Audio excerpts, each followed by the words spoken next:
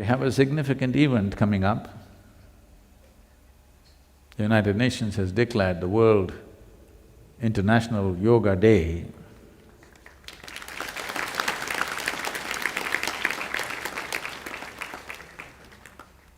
That means those of you who are living in the yoga center or associated with the yoga center means this is your day.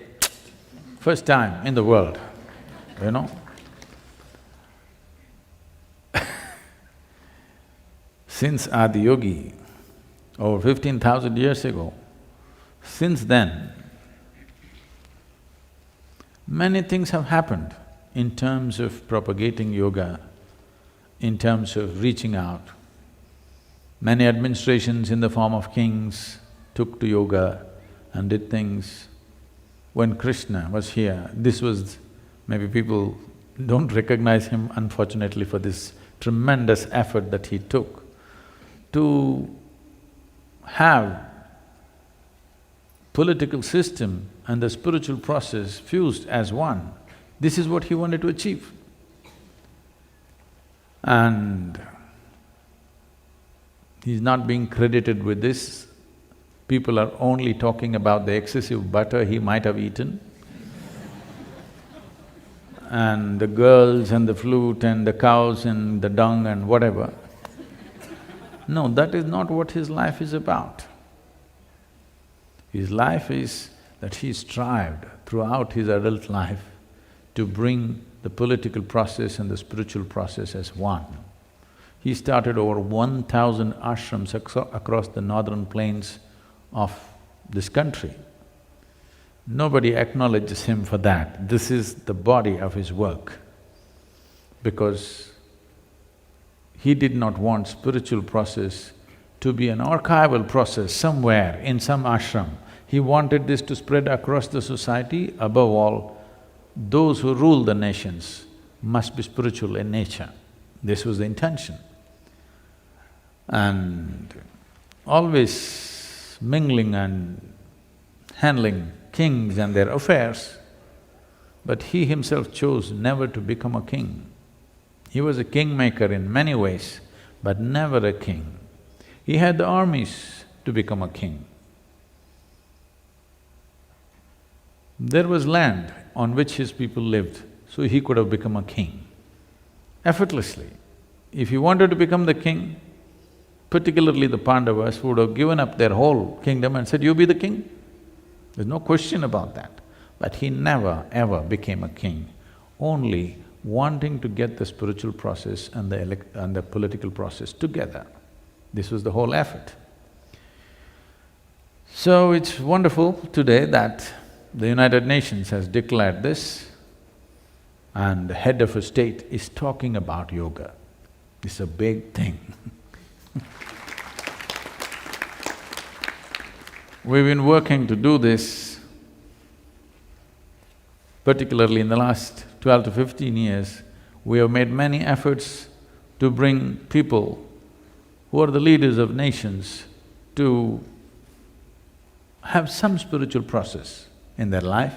For the first time, the head of a major nation on the planet is talking about yoga in public, in international fora. And for the first time, 177 countries get together to pass a resolution.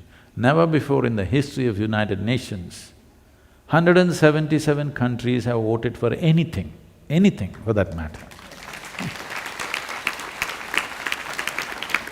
So, the coming year is a historic event in many ways, because this could be a kind of a foundation stone to make scientific approach to the inner well-being of the human being a worldwide thing.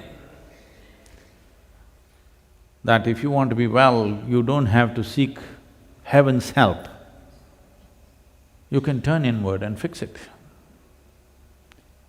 You can turn inward and create well-being. You don't have to look up, you don't have to look down, you don't have to seek celestial help. The human well-being or the quality of human well-being essentially is originating from within. If you want to fix it or if you want to mess it up, both can be done only within you.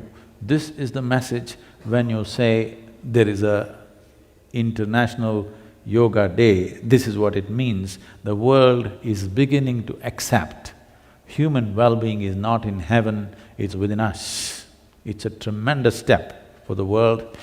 And here we have big plans, what we want to do in the next 5 to 6 months and what happens later. A vertical scale-up of yogic practice on the planet can happen. We have very big plans for the coming 6 months. We want committed people, we want committed teams across the country and in the rest of the world who will really go by this plan to see that this shift of attempting human well-being, instead of heaven, we shift inward. This can be truly scaled up in the coming year. We have a very elaborate plan. We want many of you to become a part of this plan in a committed way, not off and on, but in a committed way. Because this is a historic event and it's wonderful that it is timed at the time or beginning of Dakshinayana. That is on June 21st is the International Yoga Day. It indicates the shifting of the relationship between the sun and the planet from north to south, when Adiyogi turned south and became Dakshinamurti to deliver this whole dimension of yoga, this knowledge or this whole sphere of understanding the mechanics of human being in relation to the mechanics of the cosmos and how one can transcend, how this can either be a tiny little creature or how this can become a cosmic being. This possibility he opened up on this day, and it's truly wonderful. That day is being recognized as the International Yoga Day. So plans, big plans means you know a lot of work. So let's not talk about work today, but it'll come. Lots of work. I was thinking, 2015 I'm going to step back and start practicing retirement a little bit. But no, 2015 is going to be full throttle. So you should not try to tire or retire in the coming year. No tiring, no retiring, okay? Full throttle. Are you up?